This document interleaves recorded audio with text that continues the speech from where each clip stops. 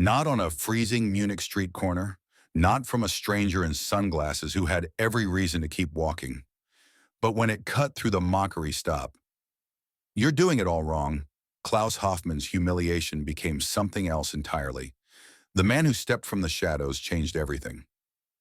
November 9th, 1982. Sendlinger Strasse, Munich. 9:47 p.m.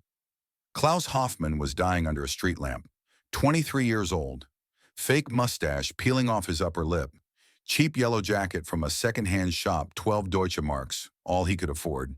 The crowd wasn't watching a performance.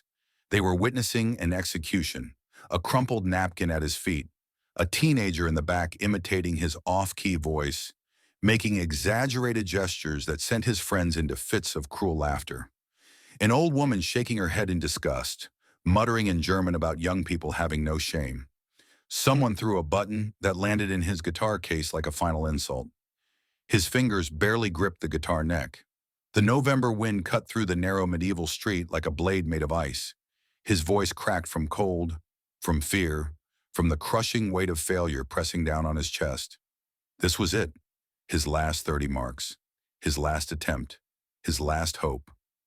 3 months earlier, Klaus had arrived in Munich with nothing but a backpack, a battered guitar, and a desperate dream. He'd grown up in a small village near the Austrian border, the son of a factory worker who died when Klaus was 15. His mother remarried a man who made it clear there was no room in his house for a boy who wanted to be a musician instead of learning a proper trade. So on his 18th birthday, Klaus took his small inheritance, bought a train ticket, and left the only home he'd ever known. Munich had seemed like a city of possibilities, cosmopolitan, artistic, full of music venues and street performers who made enough money to survive. But reality had been harsher than his dreams. He'd been sleeping in a hostel that charged by the night, working occasional dishwashing shifts at a restaurant that paid under the table, spending his evenings trying to earn money as a street performer. But he wasn't good enough.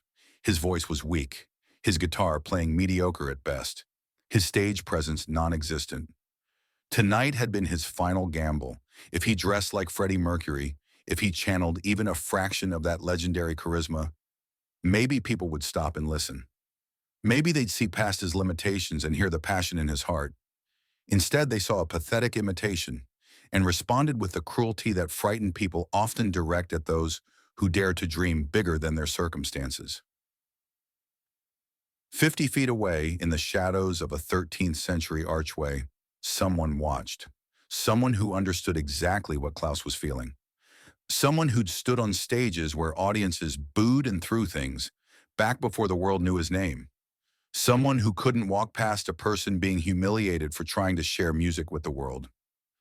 Klaus struggled through under pressure, reaching desperately for notes miles beyond his vocal range. His voice cracked on the high notes. The crowd's laughter grew louder. He could feel tears burning behind his eyes, but he refused to let them fall. Then stop. Stop right there. You're doing it all wrong. The authority in that voice could command armies. The crowd fell silent, surprised, turning toward the figure stepping out of the shadows. A man in a black leather jacket, dark aviator sunglasses despite the late hour. Baseball cap pulled low over his face. His posture radiated a kind of confidence Klaus had only seen in photographs of rock stars, a way of moving through space as if the world had been designed specifically to accommodate his presence. The stranger walked directly up to Klaus, ignoring the crowd entirely, and held out his hand. "Give me that microphone, darling. You're going to hurt yourself trying to reach those notes without proper support." Klaus, too shocked to argue, handed over the cheap microphone he'd borrowed from a friend. The stranger's voice was unmistakably British, cultured but with an edge that suggested he'd lived hard and learned harder. Up close, Klaus could see the man's face partially obscured by the sunglasses and cap, but there was something familiar about the shape of his jaw, the distinctive overbite visible even in the dim light. The stranger turned to face the crowd. His presence seemed to physically push them back a step. "You want to laugh? Fine. Entertainment is subjective. But first, you're going to listen to how this song should actually be sung. Then you can decide if you still want to throw your garbage at this young man who has more courage in his little finger than all of you combined." Not a request, a command from someone accustomed to commanding audiences of tens of thousands. The crowd shifted uncomfortably but stayed, curiosity overriding their mockery. He turned back to Klaus, voice gentler now. "What's your name, love?" "Klaus," he managed to whisper, still trying to process what was happening. "Well, Klaus, I'm going to give you a lesson that's worth more than any music school could teach you. Watch how I breathe. Watch how I support the notes from my diaphragm, not my throat. And most importantly, watch how I perform like I own this street, because for the next few minutes I do." He handed the microphone back to Klaus. "Actually, no. You hold the microphone. I'm going to sing without it. If the voice is strong enough, amplification is just decoration." Klaus had played under pressure 100 times. He knew every chord, every progression, but as he began to play, following a subtle nod from the stranger, something extraordinary happened. The stranger opened his mouth, and what came out was impossible. Not just technically perfect, though it was that. Every note precisely placed, every phrase shaped with the kind of control that comes from decades of training and performance. But more than technical perfection, there was soul in that voice, pain and joy and defiance and vulnerability woven together into something that transcended music and became pure emotion given sound. Within seconds, the dynamic on Sendlinger Strasse completely transformed. People who'd been walking past stopped mid-stride. Shop owners who'd been closing for the night opened their doors and stepped outside. Residents in apartments above the street threw open their windows despite the cold, leaning out to find the source of that impossible voice. The people who'd been mocking Klaus moments before stood frozen, their faces showing a mixture of shock and something approaching religious awe. The stranger sang their entire song, all 4 minutes and 8 seconds of it. During that time, the ancient street became something sacred. This wasn't just a performance. This was a masterclass in what the human voice could achieve when combined with technical skill, emotional honesty, and absolute fearlessness. When David Bowie's part came up in the duet, the stranger's voice shifted registers and tones so seamlessly it sounded like two different people were singing. Klaus kept playing his guitar, though his hands were shaking so badly he was barely hitting the right strings. But the stranger didn't need accompaniment. His voice was a complete instrument unto itself, powerful enough to fill the entire street without any amplification. Nuanced enough that you could hear the texture of every breath and the intention behind every word. When the final note came, the stranger held it for what seemed like an impossible length of time, the sound bouncing off the medieval stone walls and creating harmonics with itself. Then, just as smoothly as he'd begun, he let the note fade into silence. For a moment, nobody moved. The street was so quiet that Klaus could hear his own heartbeat pounding in his ears. Then, like a dam breaking, the applause came. People were clapping, shouting, some were crying.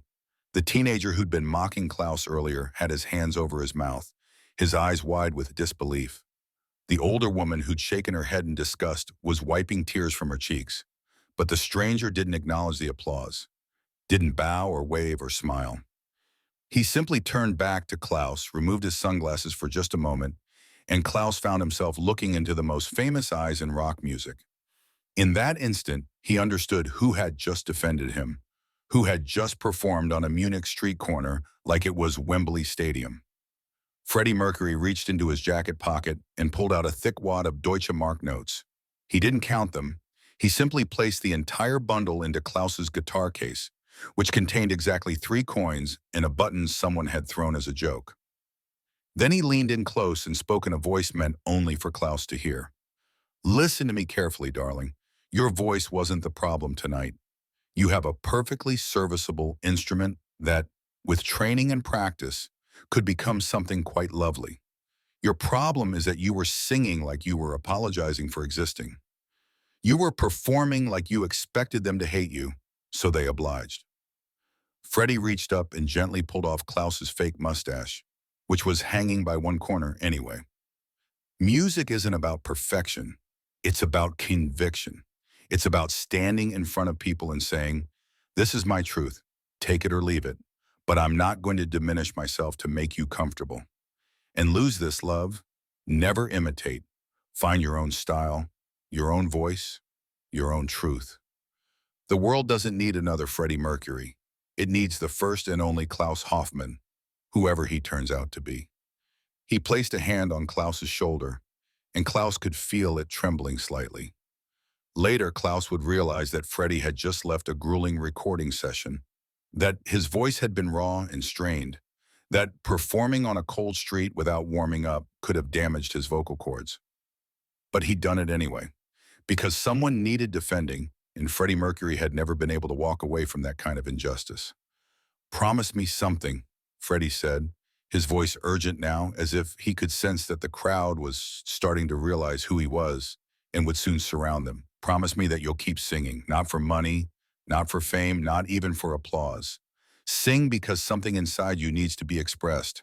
Sing because silence is a kind of death. Can you promise me that?" Klaus, tears now streaming openly down his face, nodded. "I promise. But how can I ever thank you for this?" Freddie smiled, that famous enigmatic smile that had charmed millions. "You can thank me by proving that I was right about you. Show the world that the boy who got laughed at on Sendlinger Strasse became the man who refused to be silenced." Before Klaus could respond, before the crowd could surge forward with demands for autographs and photographs, Freddie Mercury pulled his cap down, replaced his sunglasses, and melted back into the Munich night. He moved with the practiced ease of someone who had spent years learning how to be invisible when he needed to be, disappearing into an alley between two buildings that dated back to medieval times. Klaus stood alone under the street lamp, holding more money than he had seen in his entire life, surrounded by a crowd that was now looking at him with respect instead of mockery. Someone asked if that had really been Freddie Mercury. Someone else insisted it must have been an impersonator, because why would a rock star be wandering around Munich streets at night? But Klaus knew the truth, and more importantly, he knew that his life had just been fundamentally transformed. The money Freddie had left, Klaus counted it later and found it was nearly 2,000 Deutsche Marks, changed Klaus's immediate circumstances. He could pay for 2 months of rent. He could buy food. He could afford proper vocal lessons. But the real gift wasn't the money. The real gift was the knowledge that someone he admired, someone who had everything the world could offer, had chosen to stop and defend him when he had nothing. Klaus never forgot what Freddie had taught him that night. He practiced obsessively, not trying to imitate anyone, but working to find his own voice, his own style. He took vocal lessons from a retired opera singer who taught him proper breathing technique and how to support notes from his diaphragm. He studied stagecraft, learning how to own a space with confidence rather than apology. 3 years later, Klaus Hoffman was performing in small venues throughout Munich, building a loyal following not because he sounded like anyone else, but because he had found his own unique voice. He sang what he called immigrant songs, music about people who left home searching for something better, about the courage it takes to start over in a strange city, about the kindness of strangers who see your potential when you can't see it yourself. He never saw Freddie Mercury again. When Freddie died in 1991, Klaus was performing at a small club in Munich. He stopped the show mid-song when someone told him the news. He stood on that stage, tears streaming down his face, and told the story of what had happened on Sendlinger Strasse 9 years earlier. Then he sang under pressure a cappella, his voice strong and clear and uniquely his own, as a tribute to the man who had taught him that conviction matters more than perfection. In 1995, Klaus published a memoir about his struggles as a young musician in Munich. The chapter about his encounter with Freddie Mercury became the most talked about section of the book. People who had been in that crowd on November 9, 1982 came forward to verify the story.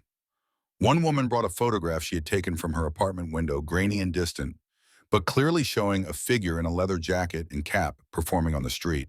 The Munich City Council, moved by the story and by Klaus's success as a musician, who stayed in the city that had once been so cruel to him, commissioned a small brass plaque to be installed on Sendlinger Strasse.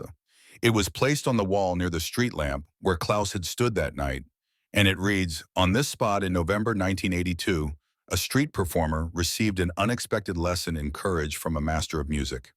May all artists remember, conviction matters more than perfection." Klaus Hoffman is now 65 years old.